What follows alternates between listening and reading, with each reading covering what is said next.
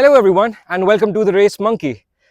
This is not an AI generated image. We indeed have a Tata car in the Race Monkey garage. But we're not at the Race Monkey garage right now. We're at the Rathi Cafe at Leopard Trail. It's blaring sunny today, although we are halfway through October. We've got this beautiful turquoise colored Tata Nexon iCNG, which perhaps has a 60-liter CNG tank fitted in the boot.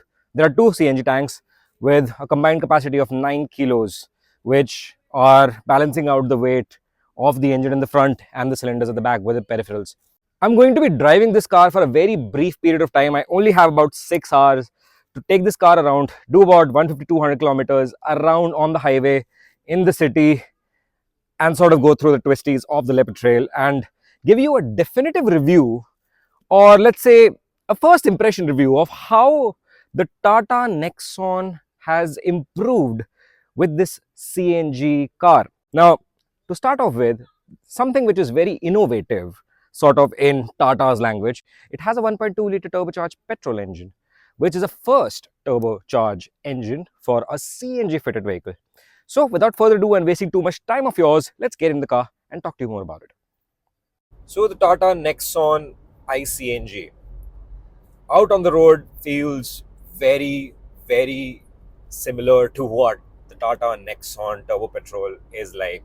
It's got the same 1.2 liter turbocharged petrol engine that produces 120 bhp of max power and 170 newton meters of max torque. When you switch to CNG, it tones down to 100 bhp of max power, which is pretty good when you are someone who drives on the highway a lot, doesn't do very spirited driving. It still is good enough.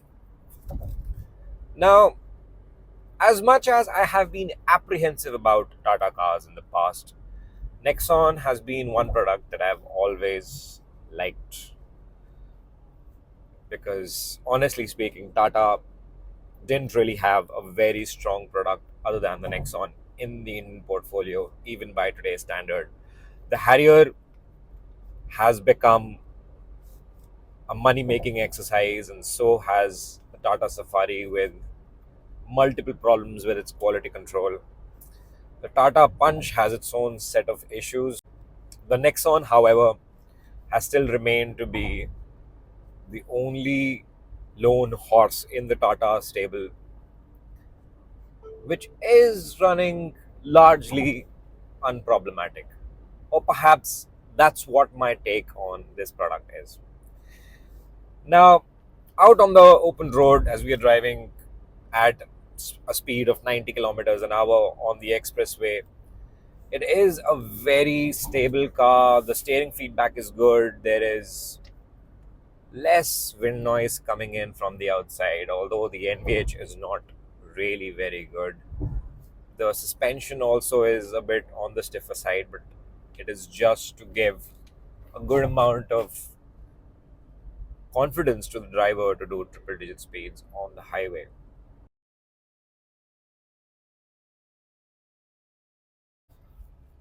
When you switch to CNG, this is not the most relaxed car to drive. Yes, they say that CNG saves the planet and it is cheaper to run per kilometer, but it just takes away the finesse of any engine, be it this turbocharged petrol engine as well. I'm currently switched only to the CNG mode, and after about 3000 rpm there is excessive amount of vibration that's coming in from the engine, and the car just shudders violently. It's not something that exudes confidence or makes me feel that I'm driving a premium car which would eventually cost close to 20 lakh rupees, or in this case close to 16 and a half lakh rupees.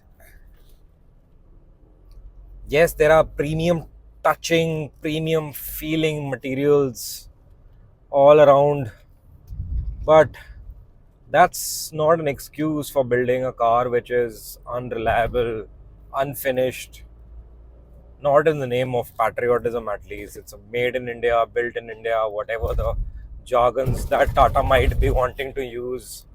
Everything is shaking on the inside. This car has barely done 1300 kilometers on the Odo, and it just feels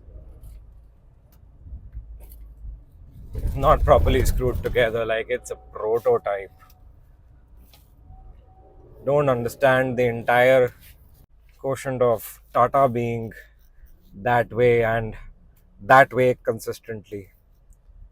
Like they could have all surprised us. Like, hey, we've done something significantly better than what it was before. Small increments of improvement. No one unappreciates. But the fact that the graph is just going down and down and down consistently, it's just disappointing. Like I just hate shifting these gears. You could have given a automatic gearbox or gotten a better vendor for this gearbox because it's just cooling off. I didn't even touch that. Cooling mode off. Express cooling off. Normal cooling mode on. Just because it is a touch sensitive button situation exactly 6 centimeters away from where the third gear is. If you have fat fingers and if you keep on moving your fingers around while you're shifting the gears, you're going to touch a lot of buttons on the air conditioning unit. Even might unlock the boot lid or unlock the car when you're being chased by the bad guys. It's just that the seats in this car are very, very comfortable. Seats are comfortable, yeah. That's the best part about it. The suspension is horrible. The steering feedback is trash. I don't know what all these journalists are crying about. Oh no, it drives so well. It's got a nice turbo engine. It's loud as hell. It's like a tractor. Now, in the driver's seat, everything that I see is pretty logically laid out. It's very ergonomic. The AC vents are exactly where they are supposed to be. The touchscreen is not too big to intrude into the sight of the road. And the instrument cluster is also pretty clear with all the data that I need for my driving available right in front of my eyes. Let's talk about some things, and actually a lot of things that I absolutely dislike about this car. Starting off with this thick A-pillar right in front of me and that massive rear view mirror. Although that massive rear view mirror does aid a good amount of visibility for the cars coming in my blind spot, it does create its own blind spot, just diminishing everything that is there on the right hand side, and is especially a problem when I'm driving through the twisted roads of the mountains. And the similar situation is with this thick A pillar. I do understand it is for the safety of the passengers, but you can design it in a more efficient way to make it less thick and aid visibility. That's one. The second thing that annoys me the most is the angle of the steering wheel. It's a bit offset to the driver. Like the top of the steering is too far away from me and I am sitting in an accurate driving position. This distance between me and the center of the steering is accurate. The bottom of the steering is too close to my stomach. So if you are a person who is horizontally challenged, this would be a pain in your butt, and especially if you are shorter in height, your belly is going to rub on the bottom of the steering wheel. Although it is held by a flat bottom steering, but only just. Another big annoyance for me is the lack of cup holders in this car. Now, Starbucks is a brand of Tata, and almost half of the people who consume Starbucks coffee do a takeaway from their restaurants or cafes, if you would want to say that.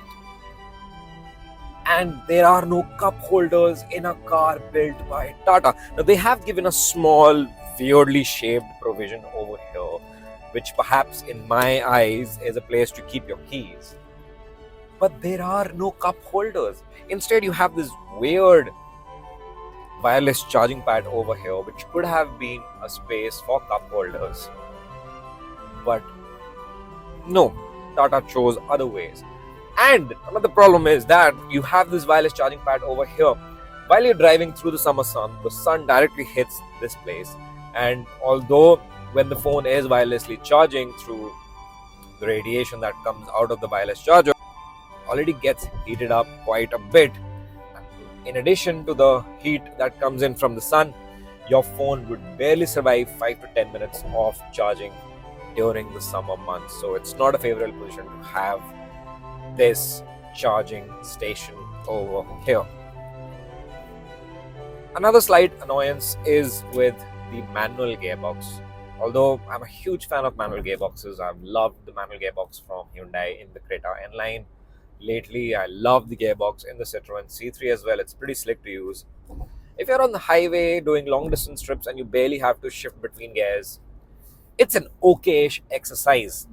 If you are in the city driving through start stop traffic, you would just cry out loud for help or perhaps hire a chauffeur and pay him a good salary with bonus to drive this manual gearbox through the city, because honestly speaking, this is one of the worst gearboxes in the history of manual gearboxes that is available in the country right now. It is just way too rubbery.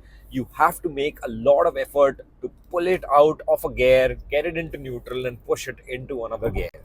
This is 2024. There are quite a lot of good engineers and good quality gearboxes available from other vendors. Why doesn't Tata choose to get those and instead push itself to get their own gearbox fitted into this car? It's just annoying. It is unrefined. It just doesn't inspire confidence, especially when you have this 1.2-liter turbocharged engine, which is supposedly performance oriented. You just can't have fun. It's just weird. Another big problem that I have is with the touch control buttons of this console where the air conditioning switches are. Now you have your fan controls and your temperature controls through these toggle buttons, which is good.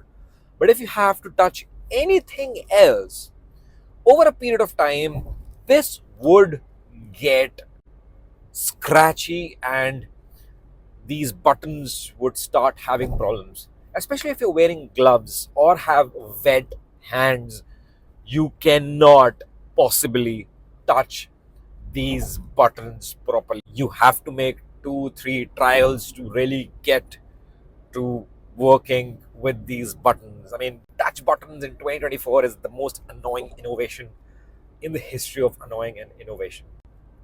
And that is where I come to this thought that this car is not built out of love, passion, or innovation. It feels like the Tata Nexon is built just to make money. Pure greed.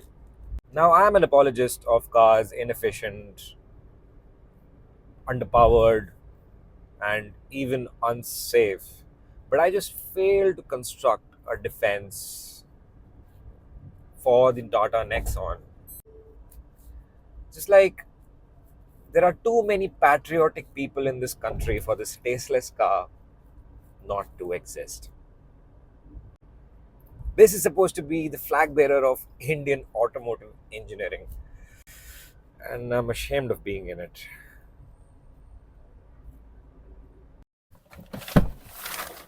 So, what is the epitome of Indian engineering prowess? This is the Mahindra B275Di, the hardcore tractor, the image of Indian automotive engineering at its peak. This is something that makes me proud. Unfortunately, the fit and finish and the lack of engineering in this car, except for the fact that this is pretty strong, it's going to save your life if only it functions properly. That's what Tata is. Goodbye.